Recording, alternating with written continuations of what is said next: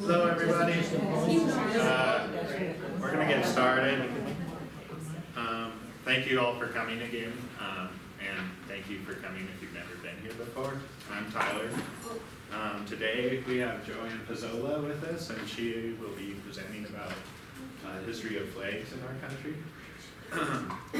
JoAnn was born in Livingston, and she transferred to Butte in May of 1993 with the Montana Power Company, and she has lived here ever since, retiring with Montana Power in 2000. JoAnn volunteers here at the archives, has numerous veteran societies, Aldersgate United Methodist Church volunteering, and at one time also at the St. James Church, hospital. She also belongs to the Montana Society of Mayflower Descendants, Daughters of the American Revolution, VFW Auxiliary, American Legion Auxiliary, United Veterans Honor Guard. She participated on the board of the Southwest Veterans Home Foundation and also the Butte-Silver Genealogical Society. Thanks again.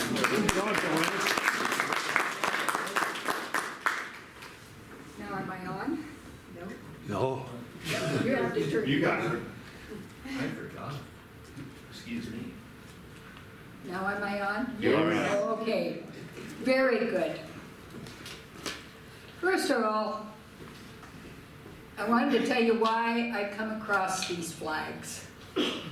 When I had a bigger house, I used to get garage sales, estate sales, and some of these were at one of those sales, and at that time, I was doing educational programs for the rural schools going out, and I thought, what a wonderful program. So that's where it started, and I've kind of increased, and so I've added extra. First thing is, did you know that the flag in the corner has flown over our national capital in Washington, D.C.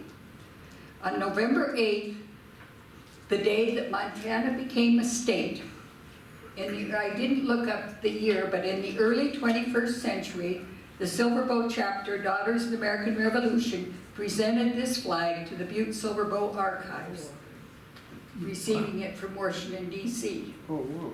You didn't know that, did you, Tyler?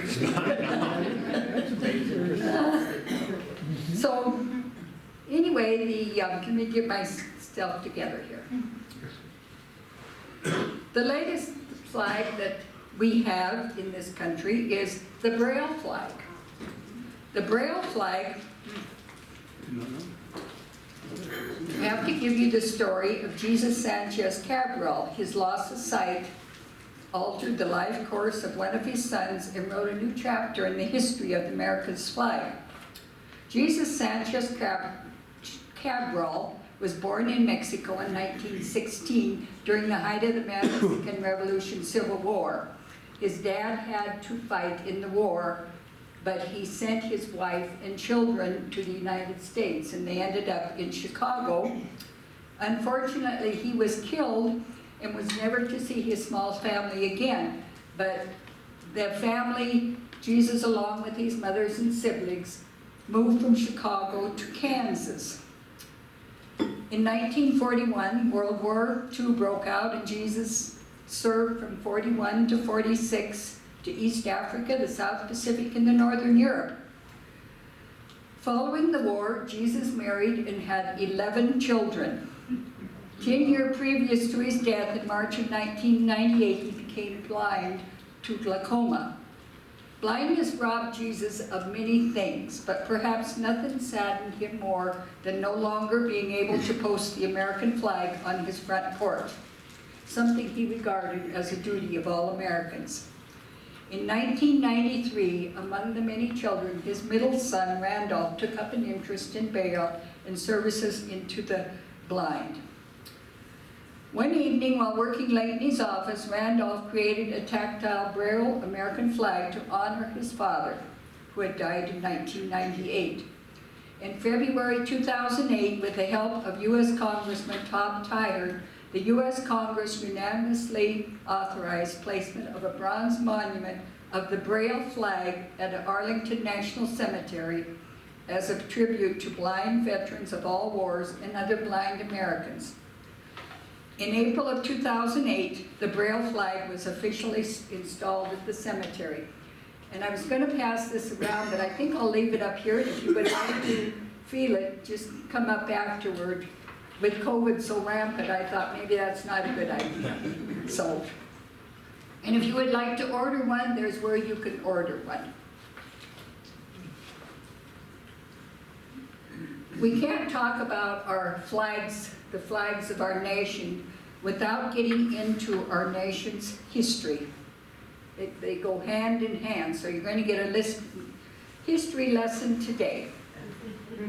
The Bedford flag is the oldest flag in our country's history and should be called the first flag of the Revolution.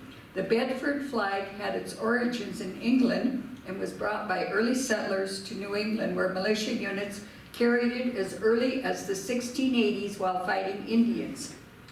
Its Latin inscription means conquer or die, and the arm and sword were known as the king's arm. So it's completely English. It is believed this was the one the Minutemen carried into battle on April 19, 1775. The flag of the Green Mountain Boys began as a regimental flag used by the Green Mountain Boys.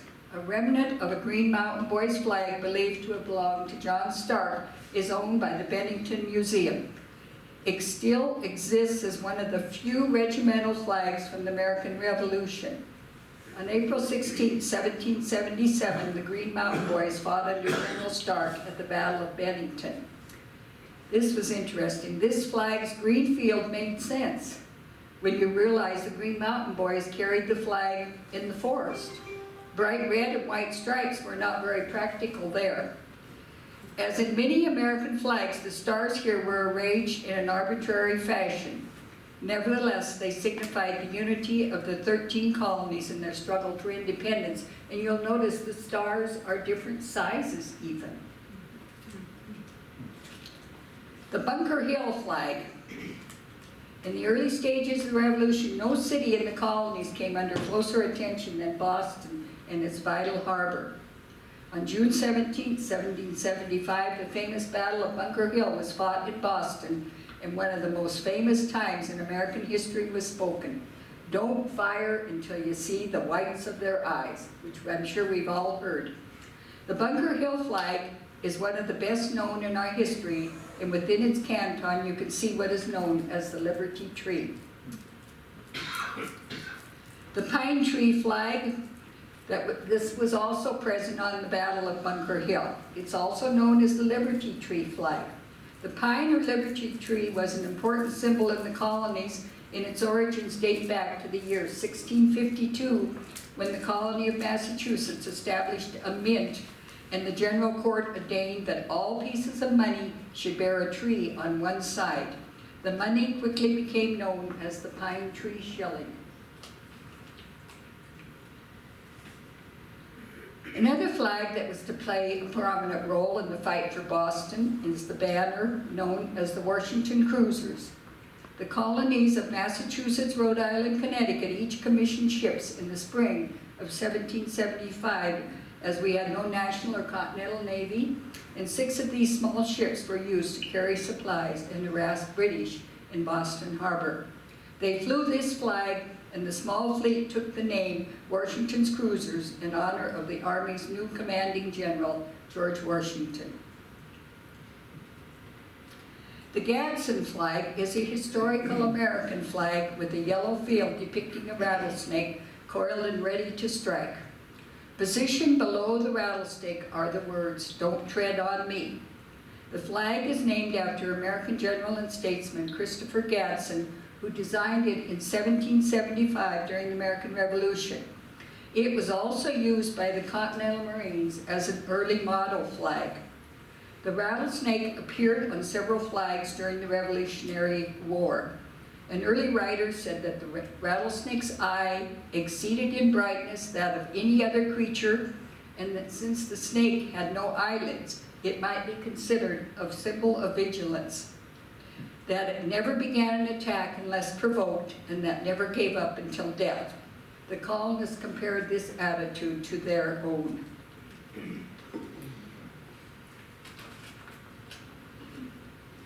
On June 14, 1777, the Continental Congress passed a resolution adopting an official flag for the colonial forces. Remember, we still did not have Congress. Unfortunately, it contained no drawings or illustrations of what the flag should look like, just these words. Resolved that the flag of the United States be 13 stripes, alternate red and blue, that the Union be 13 stars, white in a blue field representing a new constellation. This led to a wide interpretation by those sewing flags. Although hundreds of flags were made, no two were exactly alike.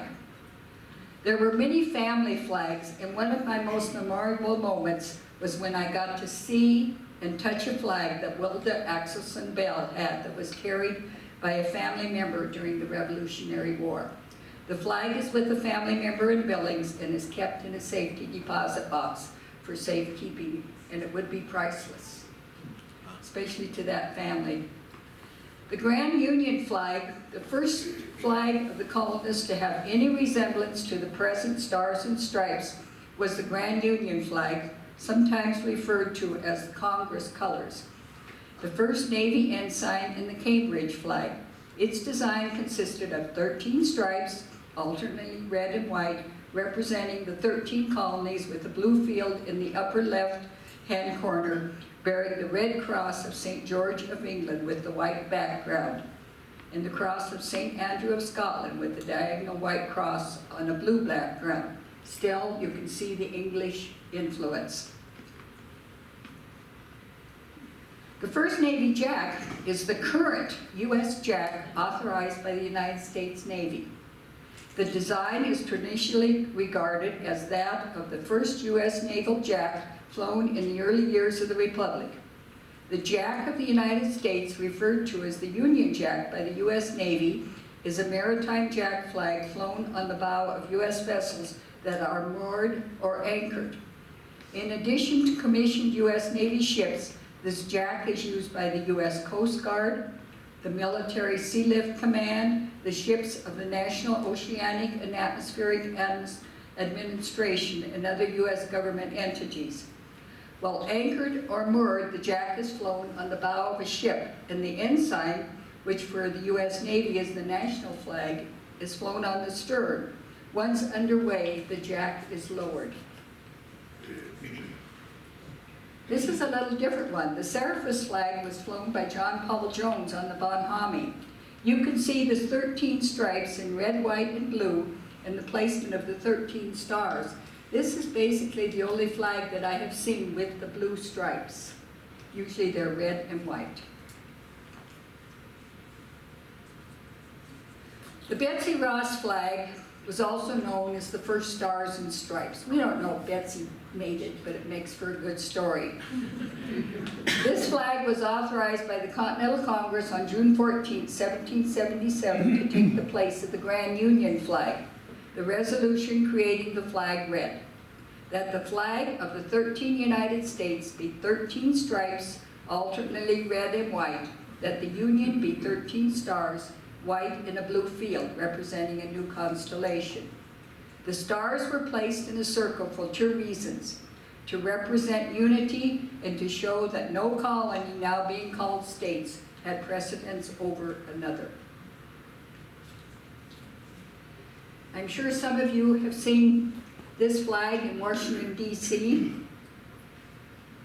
One important feature is the flag now has 15 stars and also had 15 stripes. This came about when Vermont and Kentucky were added to the Union in 1791 and 92.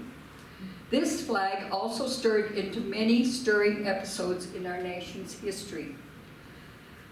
The one that I can think, which I remember the most, is that Lewis and Clark would have carried this flag when they were in Montana and went across the country. Also, it flew over Fort McHenry and Baltimore Harbor on September 13th, 1814, and inspired a man named Francis Scott Key to write those lines known as our national anthem.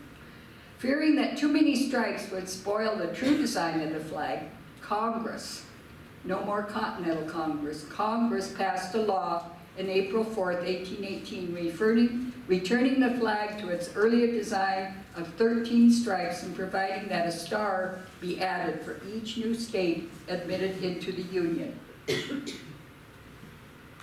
We're going to jump a few years. This is a 35-star flag, which was one of the 4 during the Civil War.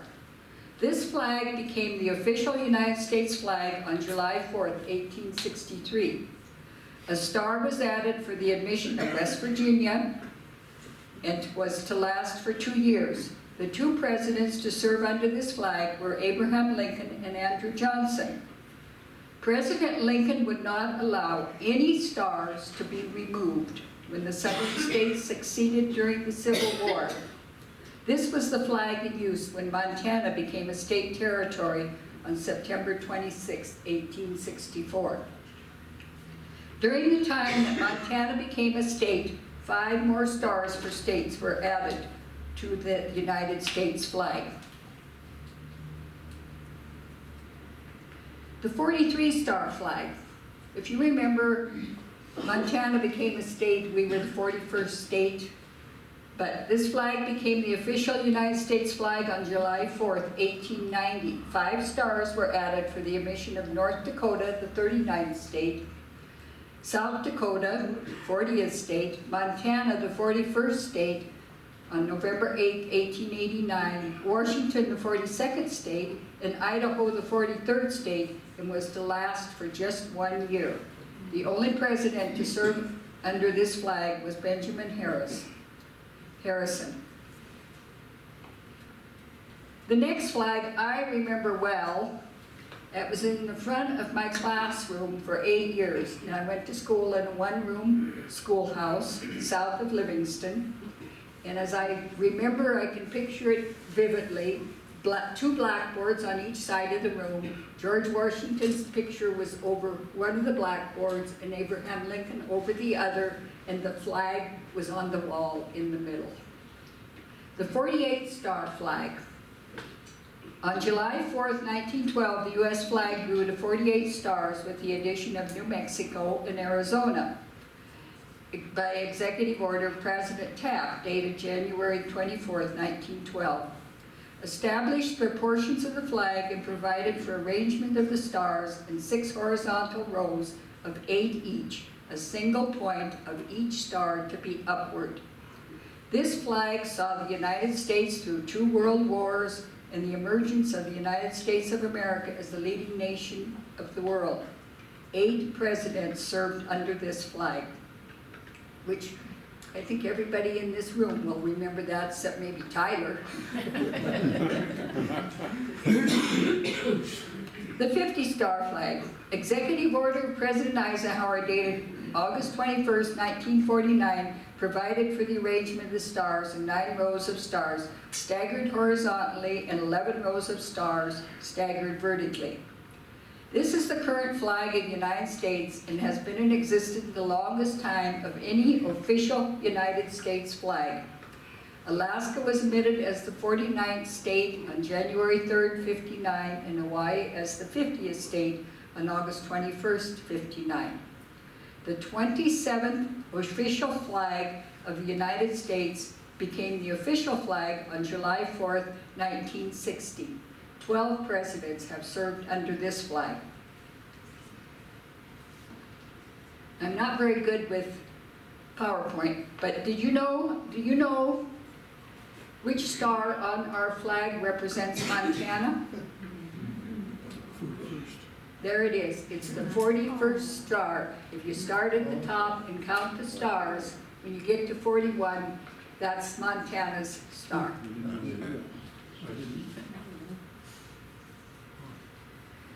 We can't go through without being proud of our own Montana flag. There is hereby established a state flag of Montana. The state flag of Montana shall be a flag having a blue field with the representation of the Great Seal of the state in the center and with golden fringe along the upper and lower boards of the flag. Above the Great Seal of the state shall be the word Montana in Helvetica, bold letters of gold color equal in height to 1/10 of the total vertical measurement of the blue field. The official flag of the state of Montana contains a reproduction of the Great Seal of the state in color on a field of deep blue with gold fringe along the upper and lower borders. Although the flag was carried in the Philippines by the Montana Volunteers in Spanish-American War in 1898 and was for many years considered the state flag, official action did not come from Montana legislatures until the session of 1904. Just a little bit slow.